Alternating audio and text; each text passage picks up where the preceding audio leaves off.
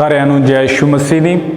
ਸੋ ਸਾਰਿਆਂ ਨੂੰ ਪਤਾ ਹੈ ਕਿ ਅਸੀਂ ਰਾਖ ਬੁੱਧਵਾਰ ਦੁਆਰਾ ਰੋਜ਼ਿਆਂ ਦੇ ਵਿੱਚ ਪ੍ਰਵੇਸ਼ ਕੀਤਾ ਹੈ।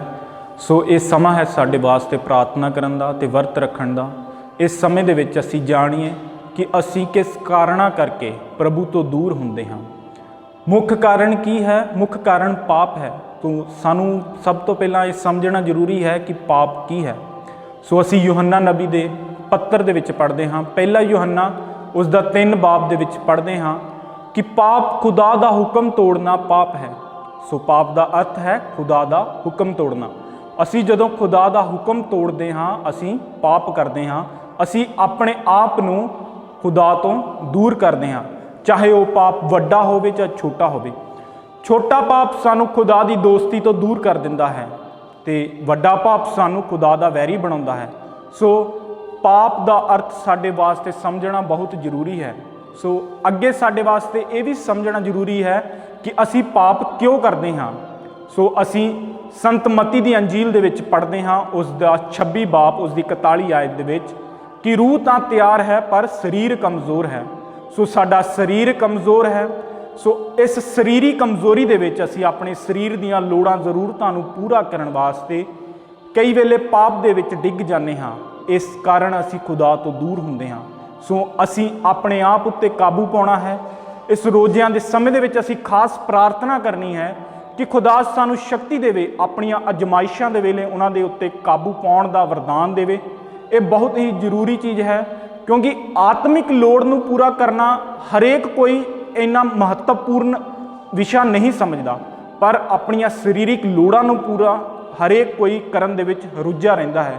ਸੋ ਆਪਣੀ ਆਤਮਿਕ ਲੋੜ ਦੇ ਵੱਲ ਧਿਆਨ ਦੇਣਾ ਬਹੁਤ ਜ਼ਰੂਰੀ ਹੈ। ਆਤਮਾ ਦੇ ਵਾਸਤੇ ਦੁਆ ਪ੍ਰਾਰਥਨਾ ਬਹੁਤ ਜ਼ਰੂਰੀ ਹੈ। ਆਤਮਾ ਦੇ ਵਾਸਤੇ ਰੋਜ਼ਾ ਰੱਖਣਾ ਬਹੁਤ ਜ਼ਰੂਰੀ ਹੈ। ਸੋ ਅਸੀਂ ਹੁਣ ਤੀਸਰੇ ਕਾਰਨ ਦੇ ਉੱਤੇ ਆਉਂਦੇ ਹਾਂ। ਤੀਸਰਾ ਕਾਰਨ ਹੈ ਆਪਣੀ ਜ਼ੁਬਾਨ ਦੇ ਉੱਤੇ ਕਾਬੂ ਰੱਖਣਾ। ਸੋ ਯਾਕੂਬ ਦੇ ਪੱਤਰ ਦੇ ਵਿੱਚ ਅਸੀਂ ਪੜ੍ਹਦੇ ਹਾਂ ਉਸ ਦਾ 3 ਬਾਬ ਦੇ ਵਿੱਚ ਕਿ ਜੋ ਇਨਸਾਨ ਆਪਣੀ ਜ਼ੁਬਾਨ ਦੇ ਉੱਤੇ ਕਾਬੂ ਰੱਖਦਾ ਹੈ ਉਹ ਪੂਰਨ ਮਨੁੱਖ ਹੈ। ਪ੍ਰਭੂ ਕਹਿੰਦਾ ਹੈ ਜੋ ਆਪਣੇ ਬੋਲਣ ਦੇ ਉੱਤੇ ਕਾਬੂ ਰੱਖਦਾ ਹੈ ਉਹ ਪੂਰਨ ਮਨੁੱਖ ਹੈ। ਅਸੀਂ ਕਈ ਵਾਰ ਆਪਣੀ ਮਰਜ਼ੀ ਦੇ ਨਾਲ ਜਾਂ ਜਾਣੇ ਅਣਜਾਣੇ ਦੇ ਵਿੱਚ ਵੀ ਕਿਸੇ ਨੂੰ ਬੁਰਾ ਬੋਲਦੇ ਹਾਂ। ਸੋ ਆਪਣੇ ਸ਼ਬਦਾਂ ਦੇ ਉੱਤੇ, ਆਪਣੀ ਜ਼ੁਬਾਨ ਦੇ ਉੱਤੇ ਕਾਬੂ ਰੱਖਣਾ ਸਭ ਤੋਂ ਵੱਡੀ ਗੱਲ ਹੈ। ਅਸੀਂ ਗੁਨਾਹ ਕਰਦੇ ਹਾਂ, ਮਜ਼ਾਕ ਦੇ ਵਿੱਚ ਵੀ ਅਸੀਂ ਕਿਸੇ ਦਾ ਮਜ਼ਾਕ ਉਡਾ ਦਿੰਦੇ ਹਾਂ। ਮਜ਼ਾਕ ਦੇ ਵਿੱਚ ਅਸੀਂ ਕਿਸੇ ਨੂੰ ਕੁਝ ਅਜਿਹਾ ਸ਼ਬਦ ਬੁਲਾ ਕੇ ਬੁਲਾਉਂਦੇ ਹਾਂ ਕਿ ਅਗਲੇ ਨੂੰ ਬਹੁਤ ਦੁੱਖ ਹੁੰਦਾ ਹੈ। ਸੋ ਅਸੀਂ ਇਸ ਗੱਲ 'ਤੇ ਜ਼ਰੂਰ ਧਿਆਨ ਦੇਣਾ ਹੈ ਕਿ ਆਪਣੀ ਜ਼ੁਬਾਨ ਦੇ ਉੱਤੇ ਕਾਬੂ ਰੱਖੀਏ, ਕਿਉਂਕਿ ਪਰਮੇਸ਼ਵਰ ਦਾ ਵਚਨ ਕਹਿੰਦਾ ਹੈ ਕਿ ਮੈਂ ਪਵਿੱਤਰ ਹਾਂ, ਇਸ ਲਈ ਮੈਂ ਚਾਹੁੰਦਾ ਹਾਂ ਤੁਸੀਂ ਵੀ ਪਵਿੱਤਰ ਬਣੋ। ਸੋ ਇਸ ਲਈ ਜਦੋਂ ਅਸੀਂ ਆਪਣੀ ਜ਼ੁਬਾਨ ਦੇ ਵਿੱਚੋਂ ਇਹ ਸ਼ਬਦ, ਬੁਰੇ ਸ਼ਬਦ ਕੱਢਦੇ ਹਾਂ ਤਾਂ ਅਸੀਂ ਆਪਣੇ ਆਪ ਨੂੰ ਅਪਵਿੱਤਰ ਕਰ ਦਿੰਦੇ ਹਾਂ।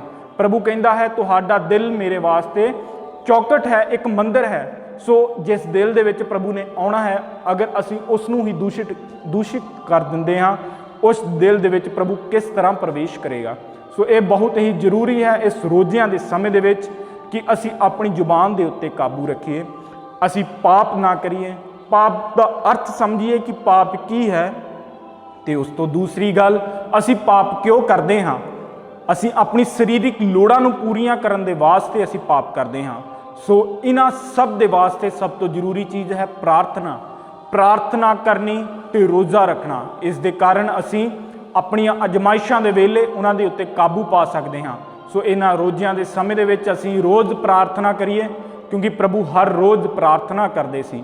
ਉਹ ਹਰ ਰੋਜ਼ ਇਕਾਂਤ ਦੇ ਵਿੱਚ ਪ੍ਰਾਰਥਨਾ ਕਰਦੇ ਸੀ। ਇਸ ਰੋਜ਼ਿਆਂ ਦੇ ਸਮੇਂ ਵਿੱਚ ਅਸੀਂ ਵੀ ਦੁਨੀਆ ਤੋਂ ਆਪਣੇ ਆਪ ਨੂੰ ਇਕਾਂਤ ਦੇ ਵਿੱਚ ਲੈ ਕੇ ਜਾਈਏ ਤੇ ਪ੍ਰਾਰਥਨਾ ਕਰੀਏ, ਕਿਉਂਕਿ ਪ੍ਰਭੂ ਕਹਿੰਦਾ ਹੈ ਤੁਸੀਂ ਇਕਾਂਤ ਦੇ ਵਿੱਚ ਆਪਣੇ ਕਮਰੇ ਦਾ ਦਰਵਾਜ਼ਾ ਬੰਦ ਕਰਕੇ ਪ੍ਰਾਰਥਨਾ ਕਰੋ। ਇਹ ਵਚਨ ਦੇ ਵਿੱਚ ਲਿਖਿਆ ਹੈ ਕਿ ਜੋ ਇਨਸਾਨ ਇਕਾਂਤ ਦੇ ਵਿੱਚ, ਗੁਪਤ ਦੇ ਵਿੱਚ ਪਰਮੇਸ਼ਵਰ ਦੇ ਨਾਲ ਗੱਲਬਾਤ ਜਾਂ ਪ੍ਰਾਰਥਨਾ ਕਰਦਾ ਹੈ, ਜੋ ਪਰਮੇਸ਼ਵਰ ਉਸ ਨੂੰ ਗੁਪਤ ਦੇ ਵਿੱਚ ਦੇਖ ਰਿਹਾ ਹੈ ਉਸ ਨੂੰ ਇਨਾਮ ਦੇਵੇਗਾ। ਸੋ ਮੇਰੇ ਪਿਆਰਿਓ, ਇਹ ਬਹੁਤ ਜ਼ਰੂਰੀ ਹੈ ਕਿ ਇਹਨਾਂ ਰੋਜ਼ਿਆਂ ਦੇ ਸਮੇਂ ਦੇ ਵਿੱਚ ਅਸੀਂ ਪ੍ਰਾਰਥਨਾ ਕਰੀਏ, ਤਾਂ ਹੀ ਅਸੀਂ ਆਪਣੇ ਪਾਪਾਂ ਤੋਂ ਛੁਟਕਾਰਾ ਪਾ ਸਕਦੇ ਹਾਂ, ਪਾਪਾਂ ਤੋਂ ਬਚ ਸਕਦੇ ਹਾਂ। ਸੋ ਇਹੀ ਸਾਰਿਆਂ ਨੂੰ ਮੇਰੀ ਬੇਨਤੀ ਹੈ ਕਿ ਪ੍ਰਾਰਥਨਾਮਈ ਜੀਵਨ ਨੂੰ ਬਤੀਤ ਕਰਦੇ ਰਹੋ, ਪ੍ਰਭੂ ਦਾ ਵਚਨ ਪੜ੍ਹੋ। ਸਾਰਿਆਂ ਨੂੰ ਜੈ ਯਿਸੂ ਮਸੀਹ ਦੀ।